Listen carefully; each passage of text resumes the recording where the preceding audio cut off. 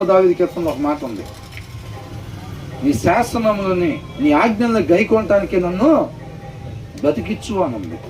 ఈ బ్రతుకు దేనికోసం కావాలంట? సృష్టికర్తని ఆయన నామ మహిమ కొరకు జీవించటం అంటే ఆయన మాట కొరకే మనం జీవించేవారిగా ఉండాలి. దావీదు భయం అదే, ఎప్పుడు బట్టిన ఏ వచనం మనం చదవను పోయినా కానీ భయము వణుకు. ఒక పిరికోడు ఎట్టయితే ఉనికిపోతా ఉంటాడు, చీకట్లో తీసుకెళ్తున్నాం అనుకున్న ఓ పిరికాయన్ని ఎట్లా వస్తాడు? పదంలో వెళ్దాం ఏముంటాయి అని అట్లా వస్తాడా? ఏమంటాడు?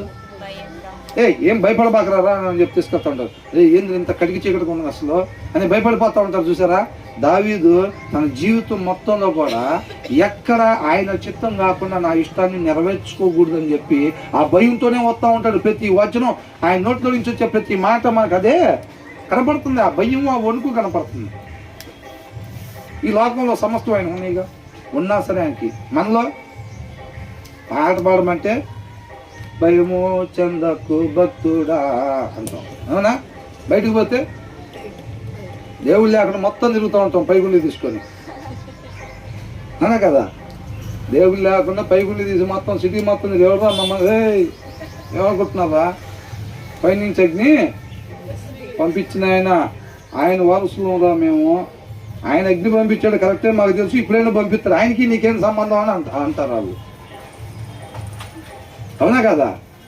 ఆయన పిల్లలున్నా మేము, ఎవరు చెప్పారా నీకు? మేమే చెప్తున్నాం. ఆయన మాట ప్రకారంగా జీవిస్తేనే మనం ఆయన పిల్లలం అంట. ఇది ధైర్యం ఏంటంటే ఆయన పిల్లలని ఎవరు చెప్పారా నీకంటే ఏనా చెప్పుకున్నాడంట, అవునా? కాబట్టి ఇక్కడ విలువైన దాన్ని దేవుడి దగ్గరికి వచ్చినప్పుడు తన జీవితంలో ఏది విలువ అనుకుంటున్నాడో దాన్ని అడుగుతున్నాడు అనమాట దావీదు. ఏమంటున్నాడు?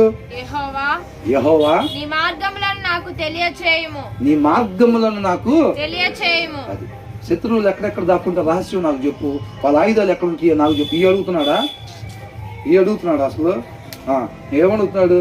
నీ మార్గములను నాకు తెలియచేయము. దేవుడి దగ్గరికి వచ్చినప్పుడు అడగాల్సినవి అయ్యి, వీళ్ళని రక్షించేది అయ్యి, నిత్య జీవంలో నడిపించేది అది, పోగొట్టుకున్న స్థితిలోకి నడిపించేది అది.